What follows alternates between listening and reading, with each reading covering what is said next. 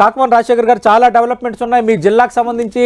అలాగే మీకు అత్యంత సన్నిహితులైన నేతలకు సంబంధించిన పంచాయతీ తేలకపోవడం వల్లే 3వ జాబితా ఆగిందంటున్నారు.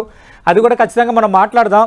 అందుకంటే ముందు ముద్రగడ పద్మనాభం కాపు జాతి కలిసి పనిచేయాల్సిన అవసరం ఉందన్న పవన్ కళ్యాణ్ లేఖకు స్పందించారు అన్న ఒక చర్చ జరుగుతోంది.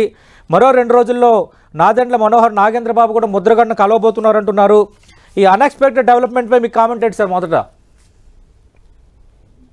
Sir good morning sir. Good morning sir. Panel ఉన్నటువంటి సభ్యులు చెంగల్రెడ్డి గారికి కూడా ముందుగా నమస్కారాలు సార్.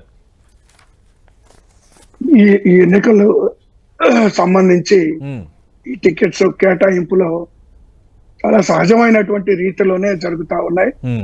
ఈ మార్పులు చేర్పులు అనేటువంటి కార్యక్రమము మరి అనేక సర్వేల ద్వారాను అనేక మంది సమాచారం ద్వారాను కొన్ని మార్పులు చేర్పులు జరగడం సహజమైన పరిణామం ఎన్నికలప్పుడు.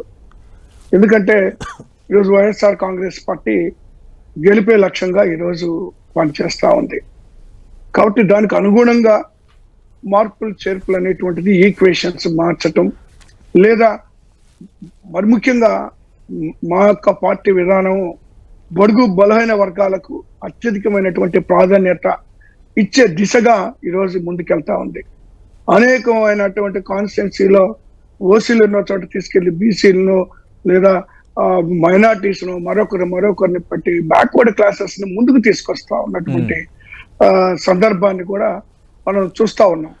కాబట్టి ఓవరాల్ గా కానీ ఒకసారి ఆలోచిస్తే వైఎస్ఆర్ కాంగ్రెస్ పార్టీ అనేది జగన్మోహన్ రెడ్డి గారు మరి ఎస్సీ ఎస్టీ బీసీ మైనార్టీలకే అధిక ప్రాధాన్యత ఇస్తున్నట్టుగా స్పష్టంగా కనపడతా ఉంది. ఒంగోలుకి సంబంధించినటువంటివి కూడా ఇప్పుడు వాయిదా పడ్డానికి ఒంగోలు అంశం ఒక్కటే కాకుండా మరికొన్ని నియోజకవర్గాల్లో కూడా సపోజ్ ఇప్పుడు మా జిల్లాకి ప్రకాశం జిల్లాకి సంబంధించినటువంటి కొన్ని నియోజకవర్గాలు కూడా కొన్ని తేలాల్సింది ఉంది. అవి కూడా కంప్లీట్ అయిన తర్వాతనే మరి పార్లమెంట్ అయితేమి లేదా అసెంబ్లీలో అయితే ఒకసారి అనౌన్స్ చేసేటువంటి అవకాశం ఉంది. సరే వాటి మీద కూడా చర్చలు జరుగుతూ ఉన్నాయి. ఓకే, అది కూడా మనం మాట్లాడదాం సార్. ఈ ముద్రగడ పద్మనాభం కొత్తగా ఆయన స్పందనకు సంబంధించి మీ కామెంట్ ఏంటి సార్? ఎందుకంటే ముద్రగడ పద్మనాభంకి సంబంధించి ఆల్రెడీ వైఎస్ఆర్ కాంగ్రెస్ పార్టీ కొంత దగ్గరగా ఉన్నారు. పవన్ కళ్యాణ్ వర్సెస్ ముద్రగడ ఏ తరహా వాతావరణం చోటు చేసుకుందో మనం గతంలో చూసాం. ఇప్పుడు మళ్ళీ ముద్రగడకు జనసేన నేతలు టచ్లోకి వెళ్ళడం, ఖచ్చితంగా పవన్ కళ్యాణ్ అన్నట్టుగా కాపు జాతి కలిసి పనిచేయాలని ఆయన అభిప్రాయపడినట్టుగా వార్తలు వస్తున్నాయి. జనసేన నేత నాదెండ్ల మనోహర్, ఆ పార్టీ మరో నేత నాగేంద్రబాబు ఇద్దరూ కలిసి మరో 2 రోజుల్లో ముద్రగడను కూడా కలవబోతున్నారు అంటున్నారు. సార్ ఇక్కడ ముద్రగడ గారి గురించి మాట్లాడాలంటే నేను ఒక విషయం చెప్పదలుచుకున్నాను సార్. ముద్రగడ గారిని ఏ విధంగా ఆయన కుటుంబాన్ని ఏ విధంగా హింస పెట్టారో తెలుగుదేశం పార్టీ అధికారంలో ఉన్నప్పుడు అందరికీ తెలుసు. చాలా దారుణంగా ఆయన అనేక సందర్భాల్లో అది ప్రస్తావించినటువంటి పరిస్థితులు కూడా ఉన్నాయి. ఆ విధమైనటువంటి మరి ఇబ్బందులకు గురి చేసినటువంటి పరిస్థితులు, ఆయన్ని నిర్బంధం చేసినటువంటి పరిస్థితుల్లో ఈ రోజు అదే పార్టీ తోటి పయనిస్తున్నటువంటి మరి జనసేన పార్టీకి ఆయన మద్దతు ఇస్తారు లేదా ఆయన సపోర్ట్ చేస్తాడని నేను అనుకోవటం లేదు సార్. ఎందుకంటే ఇప్పుడు ఒకవేళ ఒంటరిగా జనసేన పార్టీ ఉంటే మరి ఎలాగుండేదో నేను చెప్పలేను. కానీ ఇప్పుడు ఎప్పుడైతే తెలుగుదేశం పార్టీతో కలిసిందో ఆ రోజే మరి కాపుల్లో తీవ్రమైనటువంటి వ్యతిరేక, ఆఖరికి జనసేన పార్టీలో ఉన్నటువంటి నాయకులు కార్యకర్తలే తీవ్రంగా వ్యతిరేకించినటువంటి పరిస్థితుల్లో మన అందరికీ తెలిసిన విషయమే. కాబట్టి ముద్రగడ గారిని వీళ్ళు ఎవరు కలిసినా ఎంతమంది కలిసినా మరి వాళ్ళకి మద్దతు ఇచ్చేటువంటి అవకాశమే లేదనేటువంటిది పవన్ కళ్యాణ్ కలిసేందుకు ఆయన సానుకూలంగా కూడా ఉన్నారు, సానుకూలత వ్యక్తం చేశారు అనేది ఇక్కడ బిగ్ బ్రేకింగ్. ఇప్పుడు అంటే కలిసి పని చేయడానికి ఏమైనా సిద్ధం అవుతున్నారా, లేదంటే వైఎస్ఆర్ కాంగ్రెస్ పార్టీతో సంబంధించి మీరు గతంలో ఇచ్చిన టికెట్ల గ్యారంటీ విషయంలో కొంత మీకున్న అడ్జస్ట్మెంట్స్ కారణంగా టికెట్ ఏమైనా ఇవ్వలేకపోతున్న కారణంగా ముద్రగడ మళ్ళీ జనసేనకు దగ్గర అవుతున్నారా? ఇప్పుడు టికెట్స్ కేటాయింపు నేను ముందుగానే చెప్పాను సార్. సామాజిక సమీకరణలు సమతుల్యత పాటించేటువంటి ఆలోచనతోనే పార్టీ పనిచేస్తా ఉంది సార్. ఆ విధంగానే జగన్మోహన్ రెడ్డి గారి కేటాయింపులు అనేటువంటి జరుగుతుంది తప్పితే మరొక ఆలోచన కాదు, మరొక విధానం కాదు. ఏది ఏమైనా ముద్రగడ పద్మనాభం గారు అంటే మాకు ఎంతో గౌరవము. జగన్మోహన్ రెడ్డి గారికి ఇంకా మరీ గౌరవం. ఆయన అంటే పెద్ద మనిషి. ఆయన కమ్యూనిటీ అనే కాకుండా సమాజంలో ఆయనకు ఒక గౌరవం విలువ ఉంది. కాబట్టి ఆయన మేము ఎప్పటికీ ఆయన గౌరవిస్తాం. కాకపోతే నేను ఇక్కడ ఒక మాట చెప్పదలుచుకున్నాను. నేను ముందుగా చెప్పాను కూడా, తెలుగుదేశం మరి ఏదైతే ఆయన కుటుంబానికి హింసించి లేదా ఒక కాపులకు సంబంధించి ఆ కమ్యూనిటీనే తెలుగుదేశం పార్టీ అధికారులు ఉన్నప్పుడు నిర్లక్ష్యం చేసినటువంటి పరిస్థితుల్లో మరి ఈ రోజు అదే పార్టీ తోటి పయనిస్తున్నటువంటి పవన్ కళ్యాణ్ గారిని ఆహ్వానిస్తారు లేదా ఆయనకు మద్దతు ఇస్తారు అనేటువంటి 1% నేను దాన్ని ఊహించలేకపోతున్నా, దాన్ని నేను అనుకోవటం లేదు సార్. కాకమాన్ రాజశేఖర్ గారు ఈసారి అంటే రాష్ట్రాన్ని కాపాడుకోవాలనే ఉద్దేశంలో అందరూ ఉన్నారు. అన్ని భేషజాలని అన్ని అంశాలని పక్కన పెట్టి అందరూ ఏకమవుతున్న పరిస్థితి ఇప్పుడు ఉంది రాష్ట్రంలో. ముద్రగడ రారని ఎందుకు అనుకోవాలి అంటున్నారు చెంగల్రాయుడు గారు.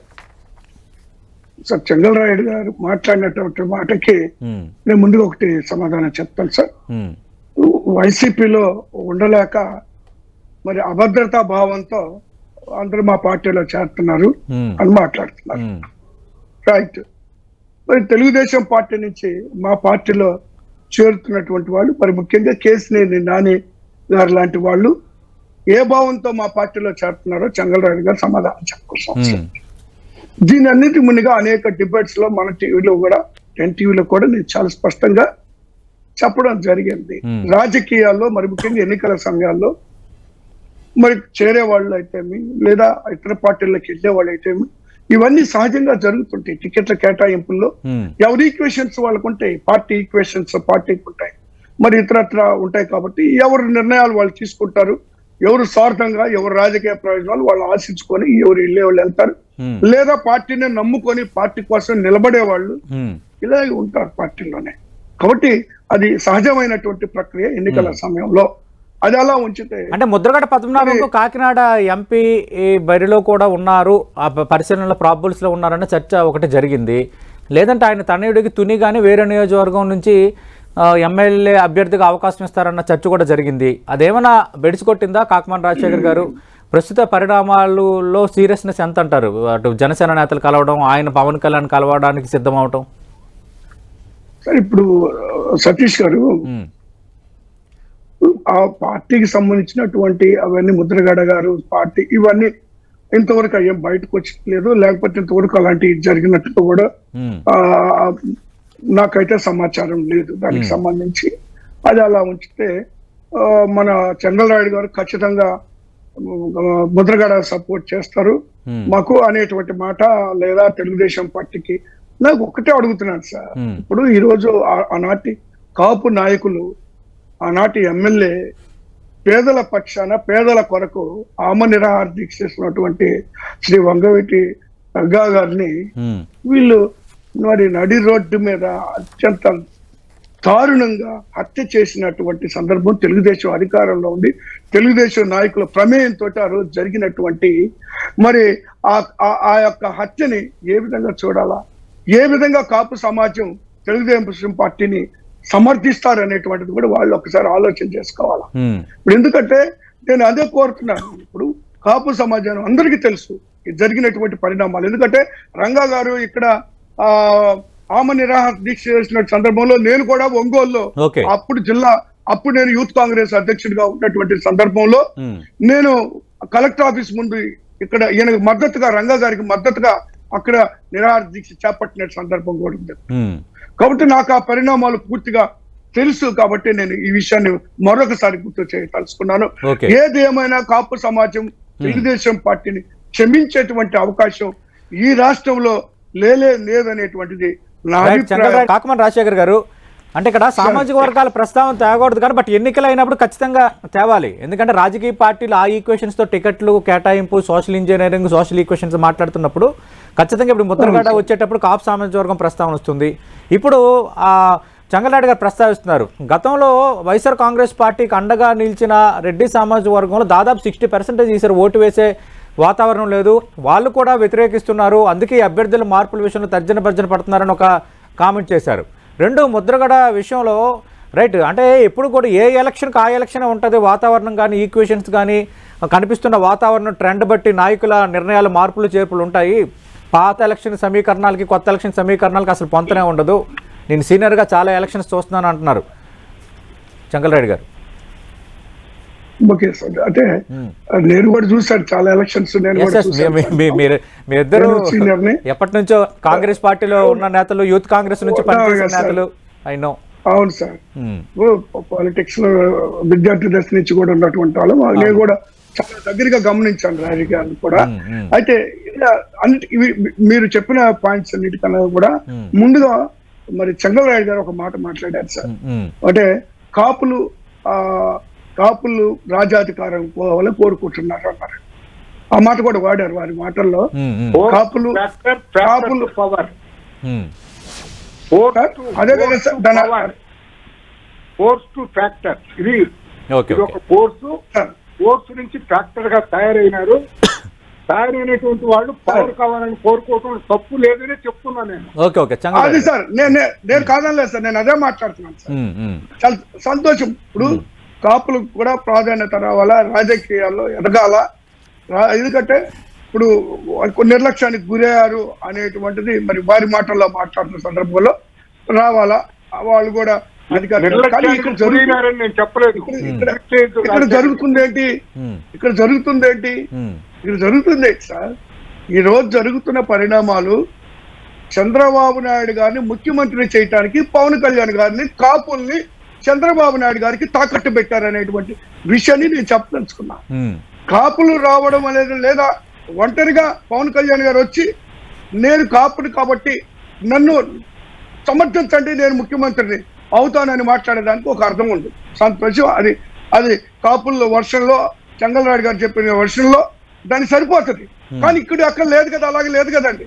మొన్నటిదాకా ఏం మాట్లాడారు, నేను ముఖ్యమంత్రి అవుతాను, మీరందరూ మద్దతు ఇవ్వండి అని రాష్ట్రం మొత్తం తిరిగిన సందర్భంలో ఇప్పుడు చంద్రబాబు నాయుడు గారితో కలిసి వారిని ముఖ్యమంత్రిని చేయడానికి మరి ఈ వర్గాన్ని అక్కడ తాకట్టు పెట్టి మరి రాజకీయం జరుగుతున్నటువంటి పరిస్థితుల్లో మరి ఎప్పటికప్పుడు ఏ ఎన్నిక నేను ముఖ్యమంత్రి అనే కొద్ది రోజులు మాట్లాడటం, అందరినీ సమీకరించడం, ఆ తర్వాత తీసుకెళ్లి మరి తెలుగుదేశం పార్టీకి తాకట్టు పెట్టడం, వారికి అమ్ముడు పోవడం అనేటువంటి కార్యక్రమం ప్రతి ఎన్నికల్లో జరుగుతూ ఉంది సార్.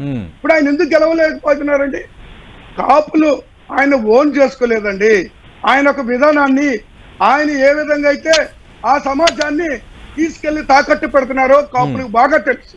కానీ ఈయన తీసుకెళ్లి చంద్రబాబు నాయుడు గారికి ఏ విధంగా అమ్ముడు పోయాడో, చంద్రబాబు నాయుడు గారు పంచాన్ని ఏ విధంగా ఎన్నికల సమయానికి పోయి అక్కడ చేరతారో అందరికీ తెలుసు. కాబట్టి వాళ్ళు మద్దతు ఇవ్వకపోతే కనీసం ఒక ఎమ్మెల్యే కూడా గెలవలేనటువంటి దుస్థితిలో ఒక పార్టీ పెట్టినటువంటి వ్యక్తి ఉన్నాడంటే మనం అర్థం చేసుకోవాలా ఆయనకి క్రెడిబిలిటీ ఎంత ఉందో.